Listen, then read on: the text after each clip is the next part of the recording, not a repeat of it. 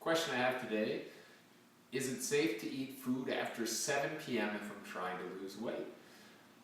This is one of the biggest misconceptions out there. I see it all the time in magazines, TV shows, where people say, do not eat after 7 or 8 p.m. if you're trying to lose body fat. For some people, it might be okay not to eat after 7 or 8 p.m. It's not a problem at all, but for a lot of people, it causes some issues. So first of all, the whole idea is that if you eat after 7 or 8 p.m., you're going to go to bed soon, you're not going to use that energy, so it's all going to wind up getting stored as fat.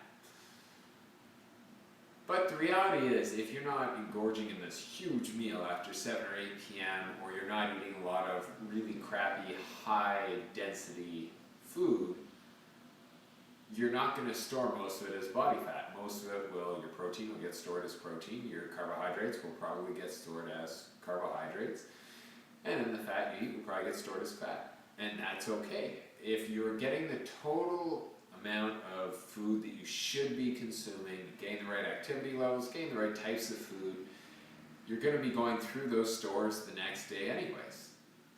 So it's not a problem if that food does get stored as some of it as body fat. It's not a bad thing. That's just how your body works. All throughout the day, you're going to be storing body fat and then you'll be breaking it down.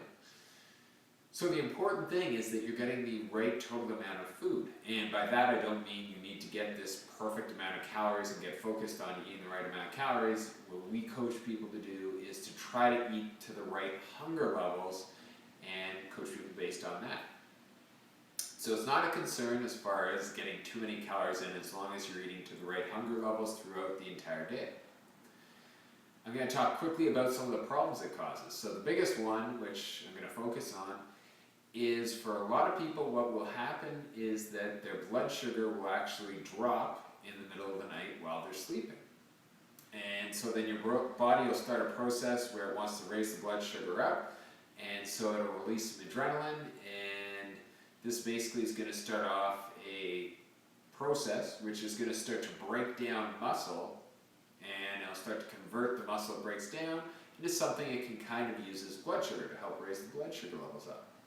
And the reason this happens is, for most people, they finish supper somewhere between probably 5:30 and 6:30, and then 3-4 hours go by, and then they go to bed, and then another 3-4 hours go by, and all of a sudden it's been about 8 hours since they've ate, and all of a sudden their blood sugar is getting really low, so they go through this process.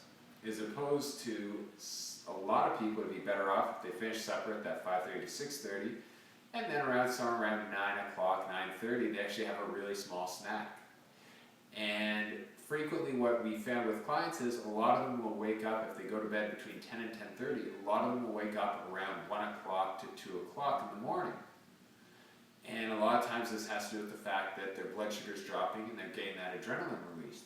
And simply by getting a snack in around anywhere from 9 to 10 p.m., they don't wake up in the middle of the night anymore. They can sleep straight through the night.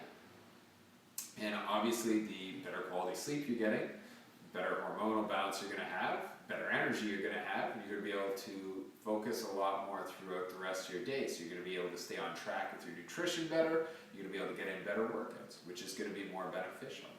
So if you find yourself getting hungry, or you find yourself oftentimes waking up around 1 a.m. to 2 a.m., try getting a really small snack. It could be something really simple, just 1 to 2 thumb-sized servings of fat, like nuts, and maybe a small scooped out handful of some cut up veggies or some fruit. It doesn't have to be a big meal, just something small even will work really well.